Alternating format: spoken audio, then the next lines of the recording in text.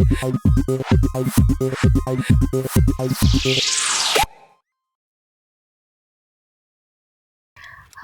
selamat datang di pertemuan pertama belajar bahasa Inggris dari basic. Perkenalkan, aku Nay. Di pertemuan pertama kali ini kita akan bahas tentang part of speech. Apa itu part of speech?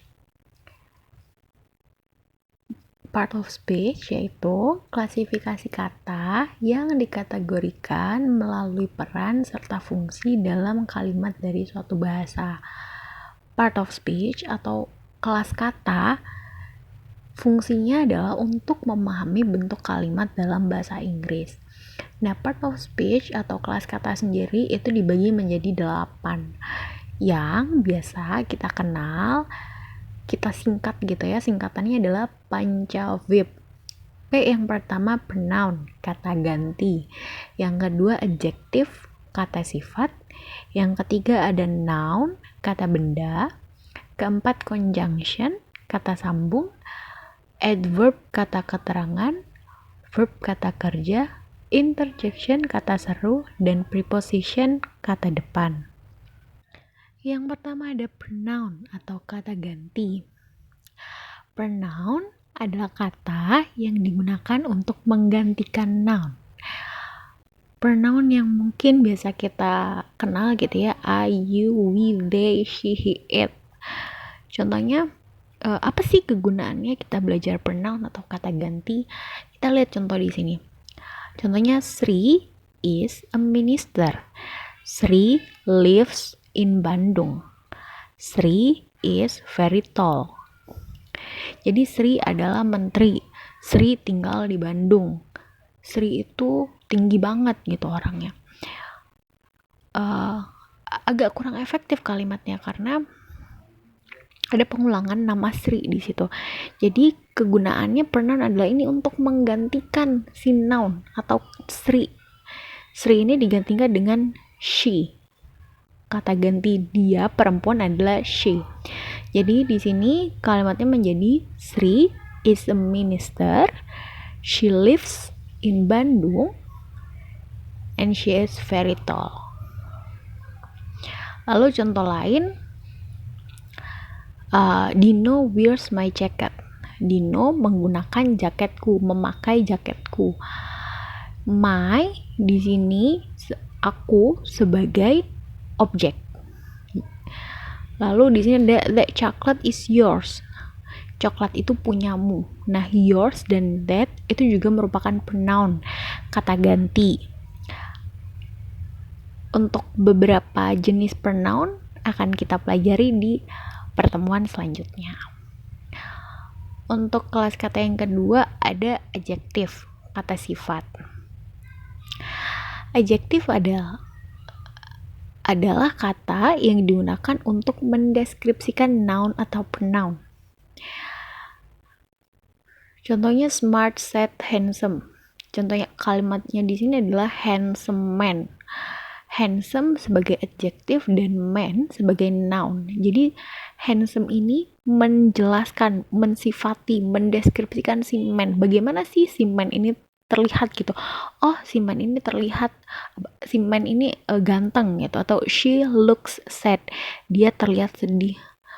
Gimana sih keadaan dia? Kelihatannya tuh kayak gimana sih? Nah, dia kelihatannya sedih. Sifatnya mendeskripsikan si kalau di sini pronoun ya, pronounnya adalah she. Terus pink boat, perahunya warna pink gitu. Pinknya ini mendeskripsikan boat, begitu. Terus selanjutnya yang ketiga ada noun, kata benda. Nah, kata benda sendiri sebenarnya bukan hanya kata benda sebagai benda aja gitu, chair, table, enggak. Tapi kata benda itu lebih luas gitu. Di sini ada nama orang seperti Rina, Sari, Novi. Itu semua nama orang gitu, nama orang. Dan di dalam bahasa Inggris kelas katanya termasuk dalam noun, kata benda. Yang kedua ada benda itu sendiri, ada chair, table, pencil, book. Itu semua kelas katanya masuk dalam kelas kata atau part of speech-nya disebutnya noun. Terus yang ketiga ada hewan, cat, dog, crocodile gitu. Dinosaur itu semua termasuk dalam noun. Selanjutnya ada tempat, museum, terus school, sekolah, mountain, gunung, terus Indonesia itu nama tempat ya, nama tempat, nama negara, nama provinsi, nama kota, nama daerah itu kelas katanya di bahasa Inggris termasuk dalam noun. Terus ada juga food, apple, strawberry, apel, strawberry, dan buah-buahan lain gitu ya, sayur-sayuran itu kelas katanya termasuk dalam noun. Kelas kata selanjutnya ada kata sambung. Nah, kata sambung di sini ada banyak ya sebenarnya. Ada and, but, or, after, since, although.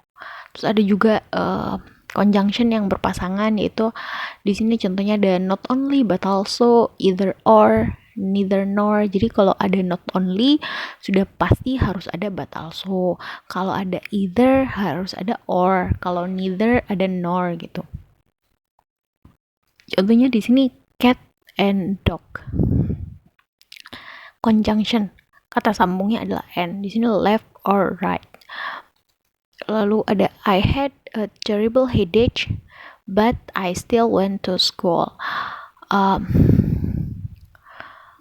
Di sini kata sambungnya adalah but. Terus selanjutnya ada contoh I ate dinner because I was hungry.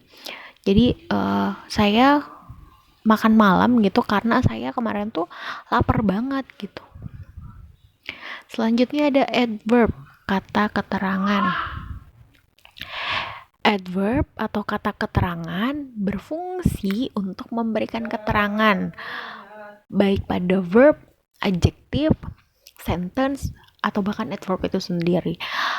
Gampangnya ketika kita belajar tentang adverb itu biasanya yang ada ly, di belakangnya, kayak misal di sini quickly dengan cepat, loudly dengan keras, dengan lantang gitu ya. Now, sekarang, always, selalu, often, tomorrow, extremely, very gitu. Contoh kalimatnya di sini ada she speaks loudly. Dia berbicara dengan keras. Nah, loudly ini sebagai adverb, kata keterangan, memberikan keterangan tambahan pada siapa? Pada verb. Jadi, she speaks loudly. Gimana sih dia ngomongnya? Oh, dia ngomongnya itu loudly, dengan lantang gitu, dengan keras, dengan lantang. I will meet her tomorrow. Nah, tomorrow ini sebagai kata keterangan untuk menjelaskan kalimat ini tadi ya, I will meet her tomorrow. Jadi saya akan bertemu dia gitu. Kapan sih dia ketemunya? Tomorrow. Jadi ini adverb of time.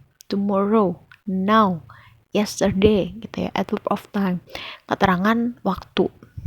Terus yang ketiga contohnya, the weather is extremely hot, cuacanya panas banget gitu. Seberapa panas sih cuacanya? Oh, seberapa panas cuacanya itu panasnya ekstrim banget gitu, is extremely hot, panasnya tuh ekstrim gitu. Terus yang selanjutnya ada verb, kata kerja, digunakan untuk menunjukkan tindakan atau keadaan. Verb itu banyak ya, kayak sekarang I speak gitu, I read, I write, I learn, I touch. Terus di sini contohnya I read a book, saya membaca buku. Learn to speak, belajar untuk ngomong. Atau biasanya kalau kita lagi jalan-jalan tuh ada tulisan don't touch the glass gitu, jangan sentuh kacanya gitu. Verb atau kata kerja sendiri itu juga ada apa ya, ada ada macam-macamnya sendiri ini yang nanti akan kita pelajari lebih lanjut di video-video selanjutnya. Terus selanjutnya ada interjection atau kata seru, exclamation. Nah, kelas kata ini digunakan untuk mengekspresikan perasaan kayak ups, wah gitu, ouch, oh no gitu, atau oh my god gitu. Contohnya di sini, oops, the glass is broken. Kalau bahasa Indonesia mungkin, ya, gelasnya pecah gitu, atau enggak, ya, ketinggalan pesawat gitu. Nah, kalau di bahasa Inggris ada namanya interjection, kata seru itu untuk mengekspresikan perasaan kayak kata-kata tambahan nih apa ya? Kata-kata tambahan untuk mengekspresikan perasaan gitu biar kelihatan kayak oh my god kayak gitu.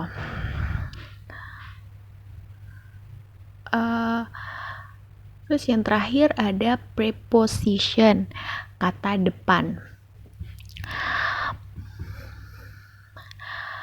Nah, preposition atau kata depan ini contohnya in, on, at, through, by, with, of. Contohnya di sini in the street, di jalan, atau I made it by myself.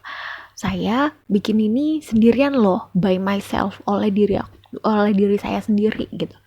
I sit beside the wall. Saya duduk di samping dinding gitu. Di sebelahnya dinding gitu. Jadi preposition atau kata depan ini untuk menunjukkan hubungan antara noun dan kata-kata lain dalam sebuah kalimat. Biasanya terletak sebelum noun atau pronoun. Kalau di sini contohnya in the street, in sebagai kata depan atau preposition terletak sebelum the street atau noun tadi ya.